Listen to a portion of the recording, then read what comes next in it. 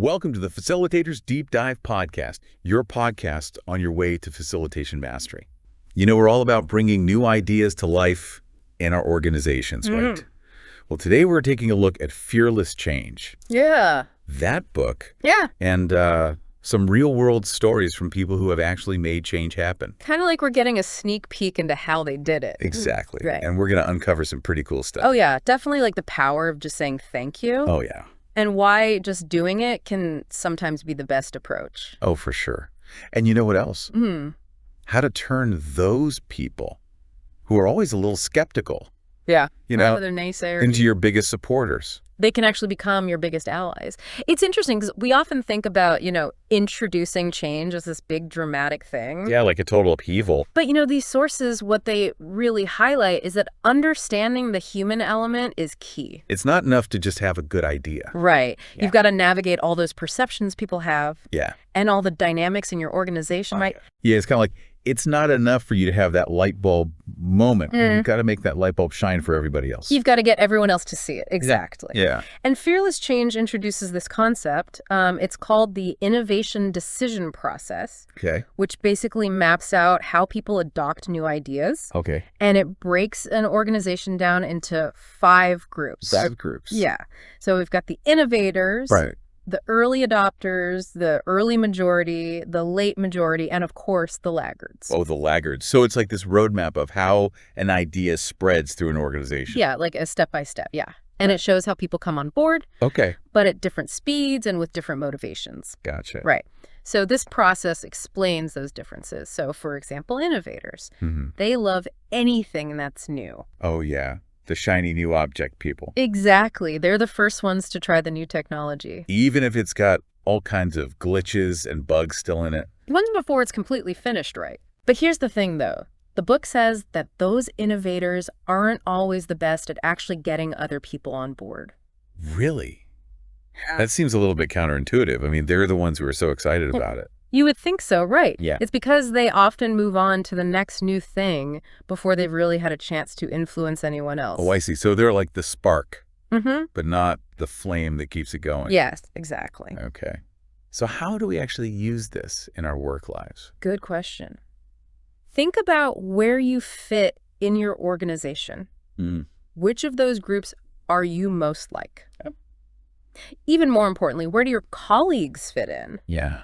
And your decision makers. Oh, that's a really good point. Right, because you're going to have to talk to them differently. Yeah, you're speaking different languages almost. Exactly. Yeah. So let's say you're really pumped about this new idea. I'm ready to be a champion for change. That's the evangelist role that the book talks about. Yeah, the evangelist. Yeah. It's all about that passion. That energy that gets other people fired up too. Exactly. Right.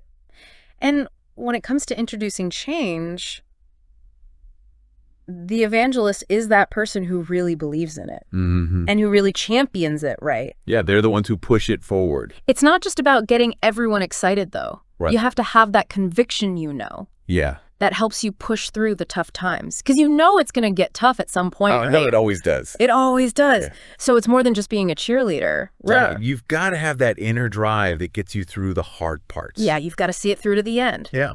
And the book tells this really great story about one of the authors, Frances. Yeah, okay. She was having trouble remembering solutions in stressful situations. Oh, we've all been there. Haven't we all?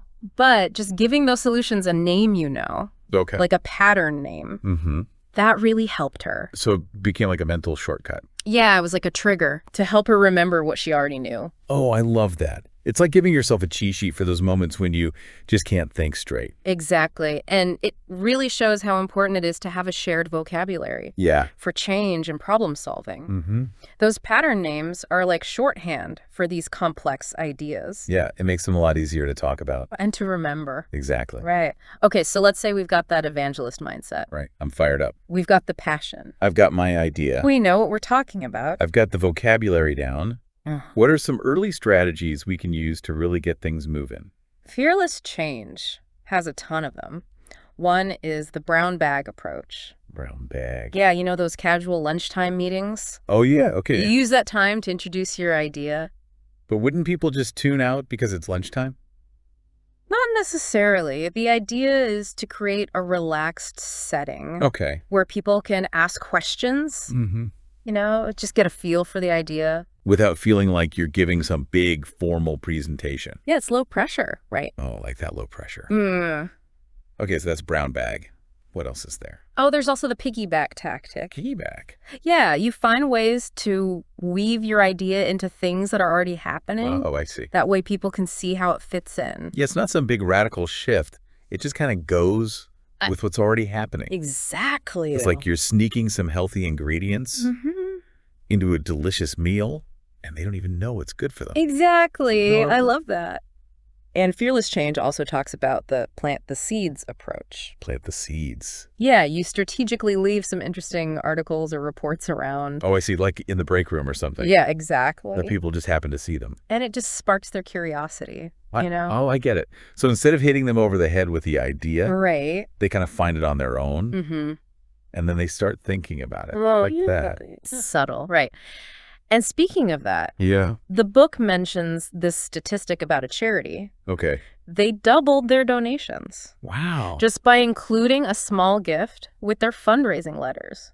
That's interesting. It's the principle of reciprocity. It's like a little thank you in advance. Exactly. But it really makes a difference. It does. But I know what some of our listeners are thinking. What's that? What about those colleagues who are always resistant to change? Oh, yeah, the skeptics. Yeah, how do we win those folks over? Yeah, how do we get them on board? That's where things get really interesting. We'll be back to talk more about how to win over those skeptics after a quick break. See you in a few minutes. So before the break, we were talking about those colleagues who aren't exactly jumping for joy at the thought of change. Yeah, the skeptics. And the book actually encourages us to really engage with them. Okay. One of the patterns they talk about is ask for help. Ask for help. Ooh. From the skeptics. Mhm. That seems a little counterintuitive. Yeah. I mean, why would ask for help from someone who's just going to push back on the idea? Well, it's important to remember that, leading change, it's not usually a one-person show. Oh, yeah, for sure. If you try to do everything yourself, you're going to have a really hard time. Yeah, that's true. So how does asking for help from skeptics actually make things any easier? Well, even skeptics can have some really valuable insights. Okay. When you involve them in the process, you're not just asking for their support. Mm-hmm. You're opening up a conversation, Yeah. You're getting a better understanding of their concerns. Oh, I see. That can help you fine-tune your approach Yeah. and maybe even address some of the weaknesses in your idea. Before they become these huge roadblocks. Exactly. You're kind of taking that resistance and turning it into something positive. Exactly. You're changing your perspective. You're seeing skeptics not as obstacles, Yeah. but as potential partners in the change process. Oh, I like that. Right. And Fearless Change also introduces this idea of connector individual. Connector individuals. Yeah, these are the people who are really good at connecting with others. Oh, yeah. They can really amplify messages within the organization. They're like the social butterflies of the workplace. Yeah, exactly. For a purpose. Exactly.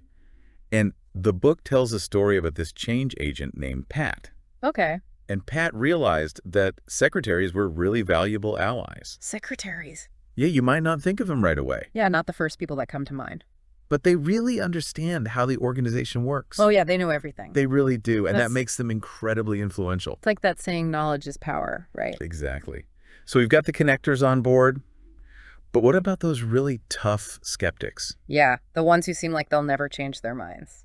The book suggests a pattern called fearless. Fearless. Yeah. Instead of just dismissing their skepticism, you really listen to their concerns.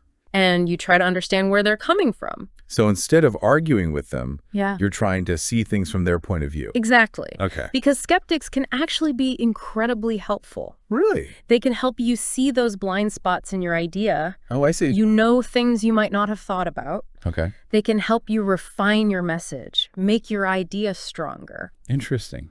There's this great quote in the book. Oh, yeah? It says, facts are useful. They give the conscious mind something to do while the emotions decide what's true. Oh, that's so true. I mean, you can have all the logic and data in the world, Yeah. but if you don't connect with people on an emotional level, Mm, you're not going to win them over. exactly. So we've talked about strategies for early adopters and even the skeptics. Right. But how do we convince the majority? Yeah, the people who are kind of on the fence. Yeah, they need a little more convincing. Okay. That's where we start talking about winning over the masses. Fearless Change has some really interesting ideas for that. Okay, I'm all ears. One that really stands out is the trial run pattern. Trial run. Yeah. Basically, you present the change as a temporary experiment. Oh, It's not a permanent shift. I see. That can really lower people's resistance. Because they don't feel like it's such a big risk. Exactly. But wouldn't that also run the risk of making the change seem less important? Yeah, like it's not a big deal. You're right. You have to frame the trial run carefully. Okay. You emphasize that it's a learning opportunity. Yeah. We're going to try this out, see how it works. Okay. And the results will tell us whether to make it permanent. Gotcha. So what else can we do to win over the masses? Well, another strategy is external validation. External validation. Yeah, you use outside sources or success stories to make your idea more credible. Oh, okay.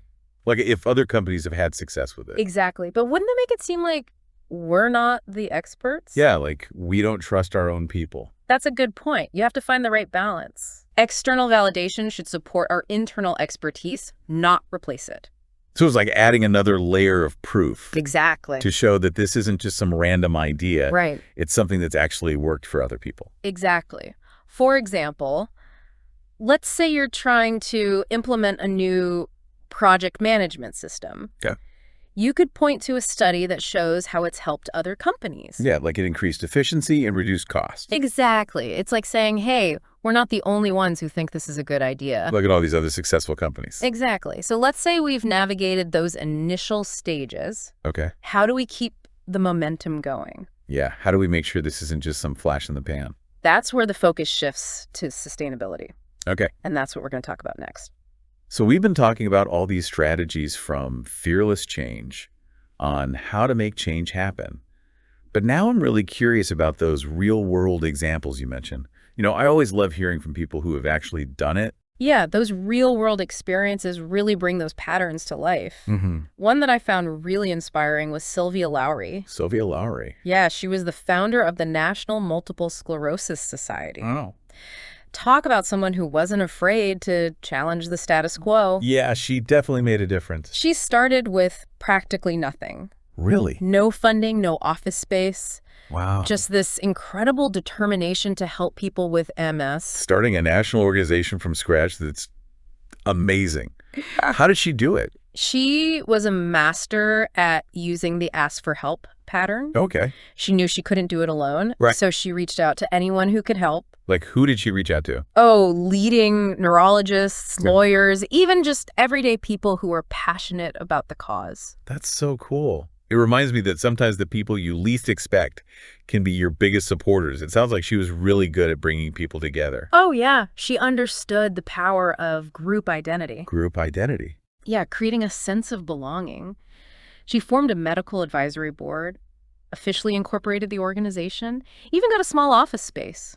It's amazing how those early steps can lay the foundation for something so much bigger. Mhm. Did she run into any resistance from, you know, maybe established organizations that saw her as a threat? Oh, absolutely. But she was strategic about using external validation to overcome that. Oh, okay. For example, when she needed to get the government to support MS research, Yeah. she didn't just present them with data. Right. She brought in Eleanor Gehrig, Eleanor Gehrig. Lou Gehrig's widow, Oh, wow. the baseball player who died from ALS. Right. That brought so much attention to the cause. Oh, yeah, for sure. Yeah. I mean, having someone like Eleanor Gehrig speak, that's powerful. It definitely helps sway those who are on the fence about funding MS research. Sometimes a personal story can be way more effective than any research or data. Are there any other real-world stories that show how powerful these patterns can be? Definitely. The reports also talk about people who successfully made changes within their companies. Okay. One that comes to mind is Edward Katz. Edward Katz. He created a virtual classroom at his company. Oh, the virtual classroom. That's so relevant today. Yeah. How did he get everyone on board with that? Well, he saw that more and more people wanted online training, but some of the instructors weren't so happy about it. Yeah, I can see that. I mean, if you're used to teaching in a traditional classroom, it's hard to change. Right. So instead of forcing it on them, Edward used personal touch and external validation. Okay, how did you do that? Well, he arranged for those technical instructors to visit a company that specialized in online training so they could see how effective it could be. Now, that's smart. Sometimes you just have to let people see for themselves. Exactly. And he also took a step-by-step approach. Okay. He gradually introduced the idea to management, highlighted the successes along the way. So he built momentum by proving the concept little by little. I love these experience reports. They're so inspiring. It shows that even when you have limited resources and people are pushing back, change is still possible. Yeah, it really comes down to persistence, Yeah. adaptability, and a willingness to learn and adjust. What I find really encouraging is that you don't have to make these massive changes to make a real impact. Sometimes those small incremental steps can lead to big, lasting transformations. That's exactly what Fearless Change talks about. They call it the step-by-step approach to lasting change. I love that. So anyone can be an agent of change. Exactly. And I think that's what we should all take away from this. Change is within everyone's reach. This deep dive has definitely given me a lot to think about. So to all our listeners, I challenge you to pick one pattern or idea that resonated with you today and try it out this week. You might be amazed at what you can accomplish. And remember, this is just the beginning. We encourage you to dive deeper into fearless change and those experience reports to really learn how to fearlessly champion change in your own organization. Thanks for joining us on this journey of exploring how to navigate organizational change and make new ideas a reality. We can't wait to see the positive changes you create. See you next time on the Facilitators Deep Dive podcast, your podcast on your way to facilitation mastery. Until next time. See you then.